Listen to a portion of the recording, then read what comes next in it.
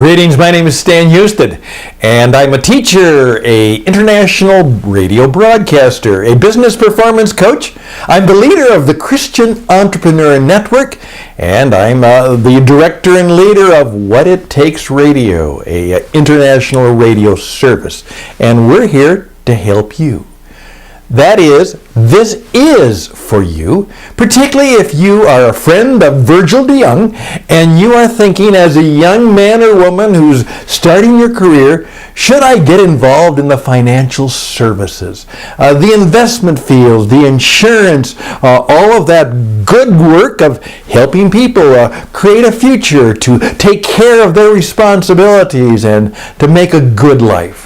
Should I join that going and growing and obviously worldwide profession? Well, this is for you. Now, I want you to remember that. This is for you. Those are four of the most important languages, four of the most important words you will need to know, and it would be good to know them in 4 or 5 different languages. When I was in radio, I oftentimes would make a question about this. What would you like me to play for you? And then somebody would let me know what they'd like me to play for them or what they'd like to hear. And then I would say, hey, we have a special request from James, who wants to dedicate this to his fiancée. And then I would pause and I'd say, James, and for the woman he loves, this is for you. I found out people loved that word. This is for you. This is just for you. And I want you to use that a lot in your business. I'm doing this for you. What can I do for you? This is all about you. This is for you. Now, if you get into the habit of thinking that everything I do is for somebody else, not just for me, you will have much greater success in this business. This is for you. Think that way. Treat every person you meet as if they were the most important person in the world. Start to do that now. Treat everyone you meet as the most important person in the world. And keep in mind they are wearing an invisible sign which says, please tell me I'm important. Rule number 1, if you want to be successful in this business. Number 2, understand, this is a book I wrote a number of years ago. It needs to be redone, but it's called You Make the Difference. And that's the second thing you need to know. There's all kinds of good insurance and investment companies and all kinds of products. But remember, before someone buys what you do or what you have, they have to buy you. And the purpose of my book, as I had done a lot of work as a coach to many of people in the financial services industry, is they were taught how to sell insurance and investments and all of the products, and even maybe taught how to represent the company well. But they never learned how to sell themselves. So please keep in mind, take some time and make sure the company you work with will help you not just sell them and their services and their products, they will help you to sell you. Before they buy what you do or buy what you have, they have to buy you. So how can you make the difference? Well, as a result of that, rule number 3, I've taught this for years. Successful people have coaches. They have mentors. And so, right off the bat, you find an organization or you go out and find someone like me who can be your coach, who can come alongside of you. And they may not be in your specific industry, but they know how to help you make a better you. If you want to do better business, do a better you. Constantly improving. You read 20 minutes every day. By the way, it'll be just a few years and you'll be a world-class expert. You will always be seeking how you can be better at who you are, what you do, and how you do it for others. You will learn how to work in such a way that you'll read people and know how to make them feel good about you, and you'll then find out how to give them an experience, and then you'll help them know some things that are helpful and useful. You might even know things that they don't know. And then you'll be able to help them do things that are good. So, find a coach. Find a mentor, and that usually is somebody within the business or industry who has some experience. And then, number 3, I talked to a man who used to many, many years ago do this. He said, if you want to be successful in a career, find a sponsor, find somebody who cares about you enough and thinks highly of you enough, so be worthy of them, and they will kind of help sponsor you as you make your way through the obstacles and into the opportunities and make your mark in the world. Find a sponsor.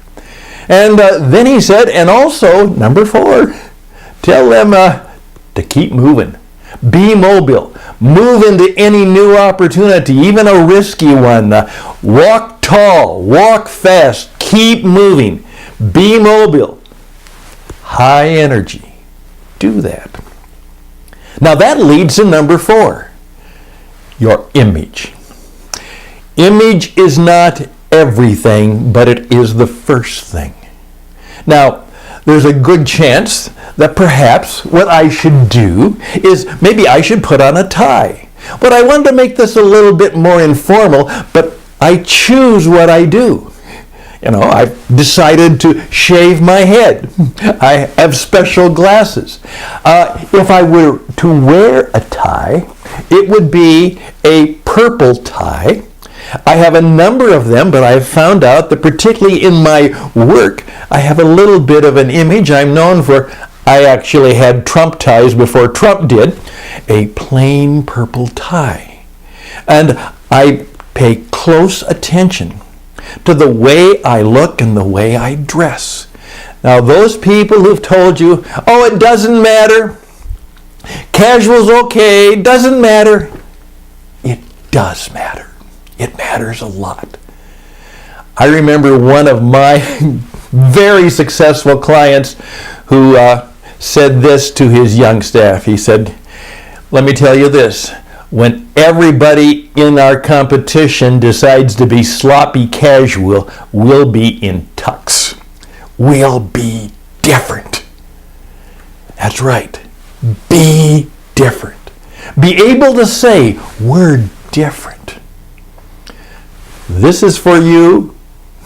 4 great words. We're different. 2 great words. And then seek to be the difference. And make a point of that in the image and how you present yourself. As someone said, make sure they remember you. Not because you're arrogant, because you're slobby, because you're a slob. They remember you because of who you are. And in fact, you're a lady. You're a gentleman. I've oftentimes said, when they bury me, I want them to say basically this: Stan was a Christian gentleman. Stan was a Christian gentleman. That's all I want. That'll cover it. Okay. Then I want you to do exactly what I'm doing. Become a broadcaster. Now today you're going to have to learn the broadcast arts. I'm telling every company that if they have some man or woman in leadership, teach them how to use the radio. Teach them how to use the video.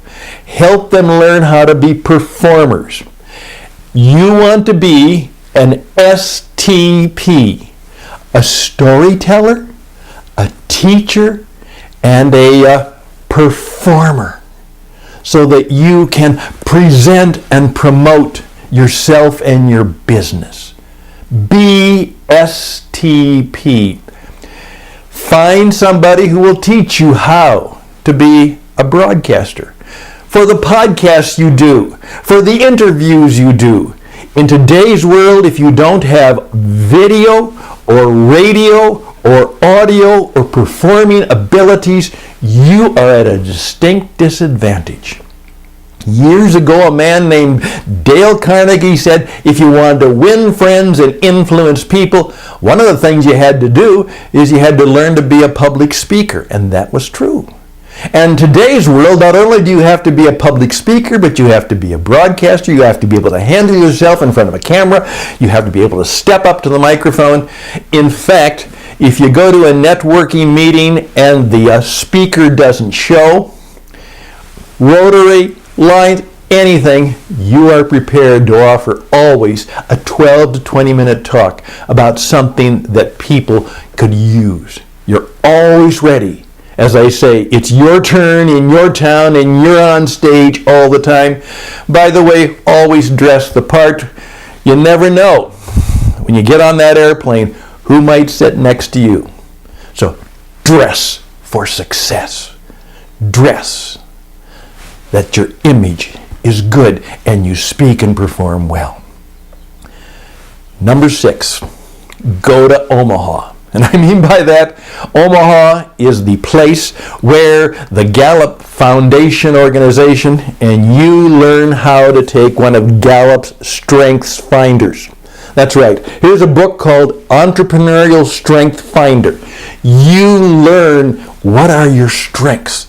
And with your guide, your mentor, your sponsor, your coach, the man or woman who's helping you, you learn how to play to your strengths, how to be at your best. Maybe even find out how God has designed you. And I believe He does. I believe He's made you strong. And you just need to find out where your strengths are and how to use them. Be strong. Find out what makes you strong. What can make you stronger? Some people say, well, find your weakness and work on it. No. Find someone else to help you do the weak things so you can do the strong things.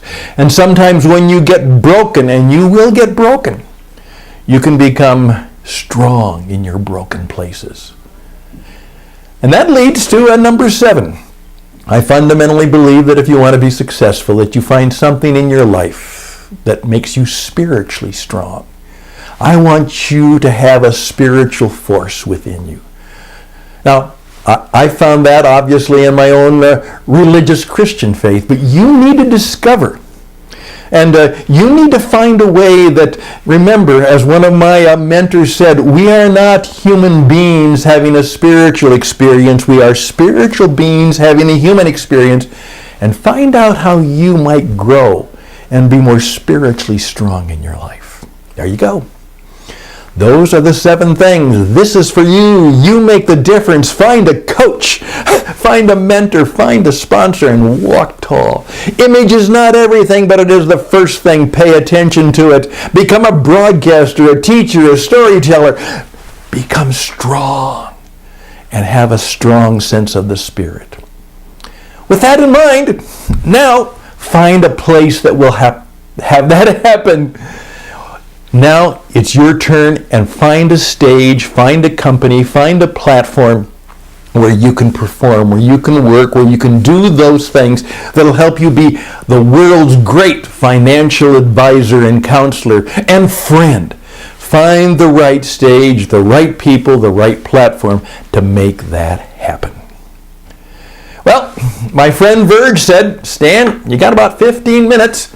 Please tell my young colleagues to be what they have to be and what they can become, and how working together we can achieve great things for our family, our friends, our community, for our places of worship, for the schools we think well about, and for particularly the people we serve. There you go. All the best and blessings to you. May it go well for you. I'm Stan Hustad. I hope to see you around. I hope to see you as you make your way successfully in the life that is before you. Certainly, blessings upon you. Bye for now.